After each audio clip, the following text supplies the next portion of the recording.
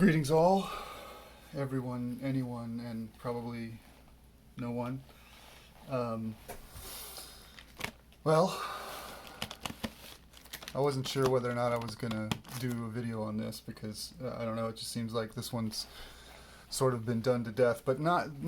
There's a little bit different here anyway. So I thought, what the hell? Why not? So, as in my previous video, I discussed the unboxing of this and then my falling in love with it, which I've only fallen more deeply in love with it, the Homo Sapiens mechanical pencil. And I also, I don't know if you can see that, but I got the finial, the Leo astrological symbol for the My Pen system, which I think is amazing. I love it. I'm not much into astrology really, largely. What did Sheldon say? Hokum. I'd be hard pressed to be convinced that the stellar heavenly bodies could have any sort of influence chemically and or molecularly from such great distances. But hey, to each their own. But I was so enamored of this Steel Age Homo Sapiens that I found a Homo Sapiens Steel Age fountain pen online and I bought it. And it came fairly rapidly, oddly enough, from yet a different company in Australia, not the same one that I bought this one from. But this just arrived, and using my CRKT Obaki once again. Let's go ahead and bisect the material and extricate it from its moorings. I probably should have checked to make sure. I mean, obviously they would have boxed it in an exterior protective. Here, let me get this out. In an exterior box that. I mean, if I just took this and scraped it across the Visconti box, I think there'd probably be a bunch of people out there that would want to lynch me. Look, I just knocked over Barry again. What's up with that? How rude. Sorry, Barry. I think I've bashed him about sufficiently to where he's no longer sitting upright properly. I'll have to reorient his limbs. Alright, that's out of here. And then, fragile sticker on the inside of the box, interestingly enough. Probably just what they had on hand. And there we have the Visconti box that we were expecting.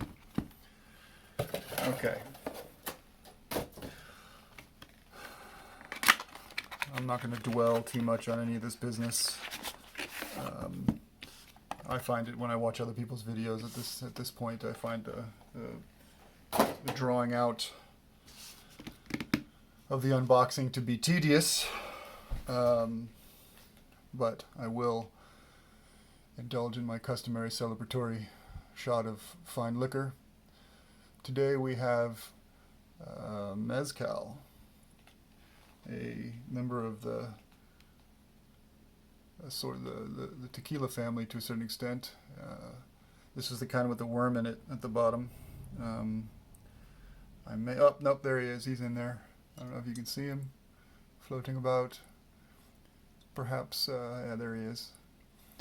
It's a fine substance. I enjoy it quite a bit, and customarily I would chase it with a wedge of lime. But I've tried to instill a new rule of no solid foods in the studio as a result of several mishaps of a distressing nature that I won't go into. So here it is, the lovely amber liquid. Cheers.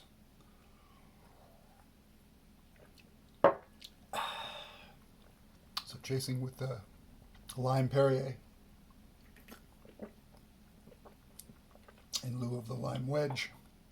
That is delicious.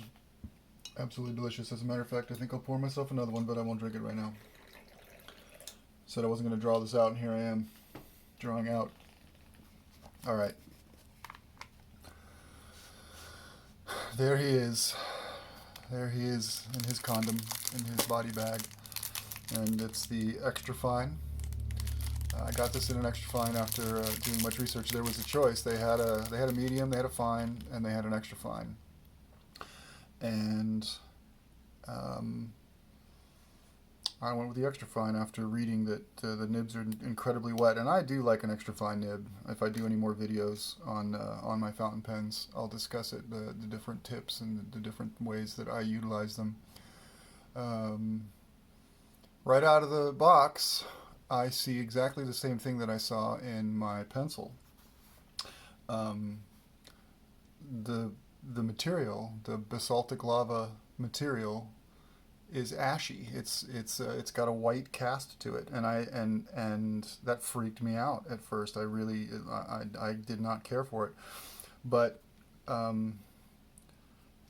over time and usage, that ashiness has completely faded from the pencil as I've been handling it, and as you get like finger oils on it and whatnot, it completely turns this nice lustrous black. So I'm fairly confident that as I utilize this moving forward, that will change and alter into that lustrous blackness that I'm so fond of. It's beautiful. It's absolutely beautiful, and it's clearly brand new, as opposed to, I still think this was probably used, but I don't care. I bought it as new, but it's still in very, very, very good condition. But this is pristine. The steel is bright, unblemished. The Visconti logo very much popping out, very clean. This one it's clearly shown some wear, no doubt about it, but this is absolutely pristine and clean and beautiful, gorgeous. The steel just glows, wonderful. And the Dream Touch nib, the palladium, 23 karat palladium nib, it has been discontinued for various reasons that you can read about online. A lot of people suspect that it was changed because Dante Del Vecchio left Visconti or was booted out or whatever the status of that situation was, and they changed the nib types and the nib material in order to kind of distance themselves from his original design. I don't know how much truth there is in that. That legendary capping mechanism works like a charm. Beautiful. I won't go into any of the details. It's been done to death on this pen. I won't talk about the power filler. Also been done to death. What I'll do is I'll ink it up and write a little bit with it and see what that nib is like. I shall see you in a few moments.